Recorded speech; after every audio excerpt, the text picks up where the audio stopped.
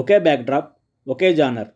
టాలీవుడ్ చరిత్రలోనే ఇద్దరు భారీ స్టార్లు చిరంజీవి, బాలకృష్ణ. ఈ ఇద్దరు ఒకే టైంలో గ్యాంగ్స్టర్స్గా వస్తే ఎలా ఉంటుంది చెప్పండి? ఇప్పుడు అదే జరగబోతోందా? Hello friends, welcome to Trendy Talks Telugu. టాలీవుడ్లో చిరంజీవి, బాలకృష్ణ అంటే మామూలు స్టార్లు కాదు. బాక్సాఫీస్ దగ్గర ఎన్నోసార్లు తలబడని ఇద్దరు ఒకే బ్యాక్డ్రాప్తో ఒకే టైంలో సినిమాలు చేయడం మాత్రం చాలా అరుదు. కానీ ఈసారి ఆ ఛాన్సు కనిపించేలా ఉంది. ముందుగా మెగాస్టార్ చిరంజీవి గారు డైరెక్టర్ బాబీతో కలిసి చేస్తున్న లేటెస్ట్ మూవీ గ్యాంగ్స్టర్ బ్యాక్డ్రాప్తో ఉండబోతోందట.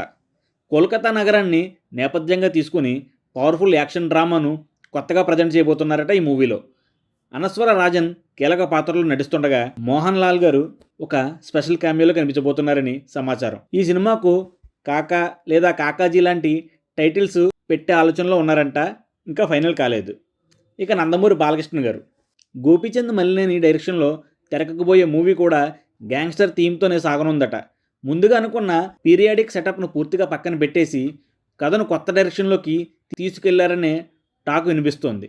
ఈ సినిమా ముంబై బ్యాక్డ్రాప్లో జరుగుతుందని, బాలయ్య గెటప్ సోషల్ మీడియాలో ట్రెండ్ అవ్వడం పక్కా అని యూనిట్ నమ్ముతోంది. ఇప్పుడు అసలు సస్పెన్స్ ఏంటంటే, ఈ రెండు సినిమాల్లో ఏ సినిమా ముందు రిలీజ్ అవుతుంది? ఏదైనా ఒక సినిమా ఆలస్యం అయితే 2027 సంక్రాంతికి చిరంజీవి వర్సెస్ బాలకృష్ణ క్లాష్ మరోసారి చూడొచ్చని టాలీవుడ్ వర్గాల్లో చర్చ అయితే జరుగుతోంది. ఒకసారి ఫ్లాష్ బ్యాక్ వెళ్తే ఈ ఇద్దరు కూడా ఇంతకుముందు గ్యాంగ్స్టర్ పాత్రలు నటించారు.